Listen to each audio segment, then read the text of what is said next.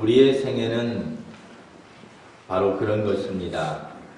이렇게 만나게 되면 또 헤어짐이라는 것이 있고, 또 우리의 삶 중에 실패라고 하는 것이 있으면 또 성공이라고 하는 것이 있고, 바닷가에 나가보면 우리 그런 것을 간혹 느낍니다. 바다의 특징은 하루에 2번씩 물이 빠졌다가 들어왔다가 썰물이 되었다가 밀물이 되었다가 하는 그런 현상을 우리에게 보여줍니다. 썰물이 되면 그 바다의 모든 갯벌이 드러나며 참 멋있었던 바닷가가 좀 황량한 그런 모습이 되어집니다.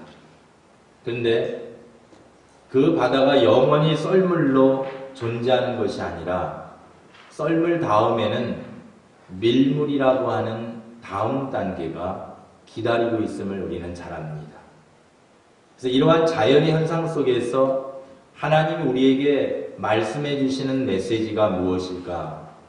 바로 밀물은 반드시 다시 온다는 사실입니다.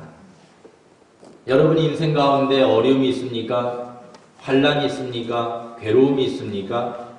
그럴 때에 오늘 본문의 말씀을 통하여서 이러한 신앙을 다시 한번 확고하게 세워보기를 원합니다. 밀물은 반드시 다시 온다. 내 인생에 밀물은 반드시 다시 온다는 것입니다. 하나님께서 작정하신 회복이라고 하는 것이 반드시 올 것이라는 사실을 믿어야 합니다. 예수님이 승천하실 때에 제자들이 예수님에게 묻습니다. 사도행전 1장 6절에 예수님, 주께서 이스라엘 나라를 회복하심이 이때니까? 로마 군병에 시달리며 괴로워하던 이스라엘 백성들이 하나님이 우리나라를 회복해 주실 텐데, 하나님이 우리나라를 다시 밀물처럼 만들어 주실 텐데 그날이 언제일까? 여러분에게도 이러한 소망이 있으십니까? 오늘 보면 12절과 13절에서 하나님이 이스라엘 백성들에게 밀물, 또 인생의 회복이라고 하는 것과 정말로 깊은 관련이 있는 신앙생활이 있다는 것을 가르쳐 주시는데, 너희는 내게 부르짖으며 와서 내게 기도하면, 기도가 얼마나 중요한 것인가를 하나님께서 친히 말씀해 주셨습니다. 내 인생에 밀물은 반드시 다시 오는데 그 다시 오게 될 밀물과 기도의 생활은 너무도 밀접한 관계가 있다는 것을 기억해야 합니다. 너희가 내게 와서 기도하면 내가 너희를 들을 것이요, 너희가 전심으로 나를 찾고 찾으면 나를 만나리라. 삶이 힘듭니까? 어렵습니까? 세상에는 반드시 밀물과 썰물이 존재합니다. 이와 같이 바닷가에 물이 가득하다가도 금방 물은 빠져나가게 됩니다. 또 이것뿐만이 아닙니다. 이 모든 세상의 것에는 전도자가 말하기를 전도서 3장 1절과 2절에 보니까 천하의 범사가 기한이 있고 모든 목적이 이룰 때가 있나니, 날 때가 있고 죽을 때가 있고, 그리고 심을 때가 있고 심은 것을 뽑을 때가 있다고 말씀합니다. 바로 그것입니다. 무엇이든지 날 때가 있으면 죽을 때가 있는 법입니다. 심을 때가 있으면 그것을 뽑을 때가 있는 법입니다.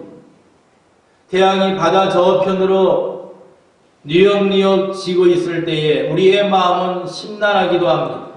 그래서 점점 지어가는, 저물어가는 이 태양을 바라보면서 마음이 어두워집니다. 점점 어둠이 내 인생에 몰아쳐오는 그러한 모습을 우리는 자주자주 경험합니다. 태양뿐만 아니라 내 인생에 있어서도 실패와 좌절과 절망, 도저히 소망을 찾아볼 수 없는 어둠이 가득하게 펼쳐지는 우리의 삶. 그러나 그런 어둠이 영원하지 않다는 것을 우리는 잘 압니다.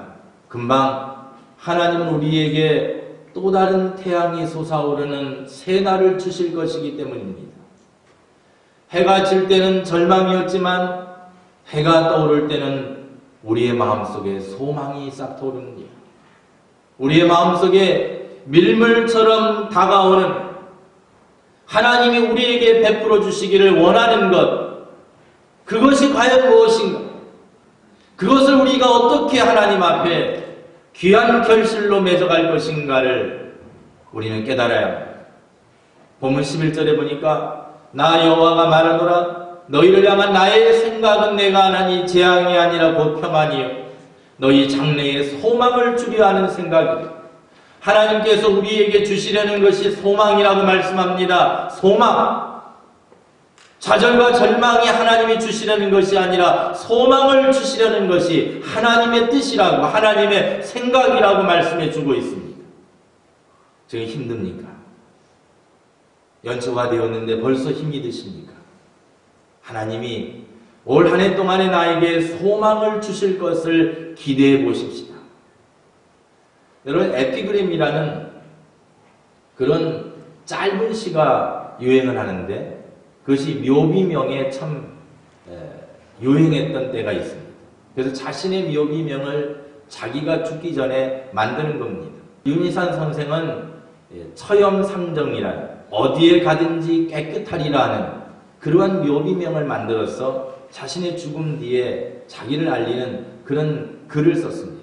조병아 씨는 어머님 심부름으로 이 세상에 왔다가 이제 어머님 심부름 다 마치고 어머님께 돌아갑니다 하는 묘비명을 만들었습니다. 참 멋진 것 같아요. 버나드 셔는 우물쭈물하다가 내 이럴 줄 알았다. 참 재밌는 묘비명을 만들었어요. 어영부영하다 내 이럴 줄 알았다. 내가 이렇게 빨리 갈 줄 알았다라는 거겠지. 불교계인데 좀 말씀드리긴 뭐하지만 걸레 스님이라고 하는 그런 별칭을 가진 그 중강 스님이 있는데 괜히 왔다 간다 이런 말을 거기에 자신의 묘비명에 써놨다고 해요. 우리가 잘 아는 김수환 추기경은 주님은 나의 목자 나는 아쉬울 것이 없어라. 역시 하나님을 믿는 사람의 묘비명은 달라요. 주님은 나의 목자 나는 아쉬울 것이 없어라. 여러분은 여러분의 묘비명에 뭐라고 쓰기를 원합니까? 제가 이 에피그램을 알고 나서 나도 나의 묘비명을 미리 지금부터 준비해서 정말 멋진 묘비명을 만들어야겠다. 이 묘비명을 정하지 못해서 아직도 저희 아버님 비석을 못하고 있어요. 1년이 되어가는데 이제 곧 하려고 하는데 정말 그분의 살아온 생애 그리고 우리 자손들이 뭔가 날마다 굳건히 마음속에 다짐할 만한 뭔가 멋진 그런 에피그램이 없는가 한 이런 생각 속에 1년이 지금 금방 지나가 버렸어요. 지혜로운 사람은 썰물을 대비한다는 것을 기억해야 합니다. 지혜로운 사람은 내가 죽을 것을 대비해야 된다는 것을 기억해야 합니다. 지혜로운 사람은 내가 망할 것을 대비해야 된다는 사실을 기억해야 합니다. 실패는 성공의 어머니라고 합니다. 그럴 때 어떤 분이 그러면 바늘이 아버지인가? 내 인생의 실패는 반드시 찾아올 수밖에 없는 하나의 과정일 수 있다는 것을 기억해야 합니다.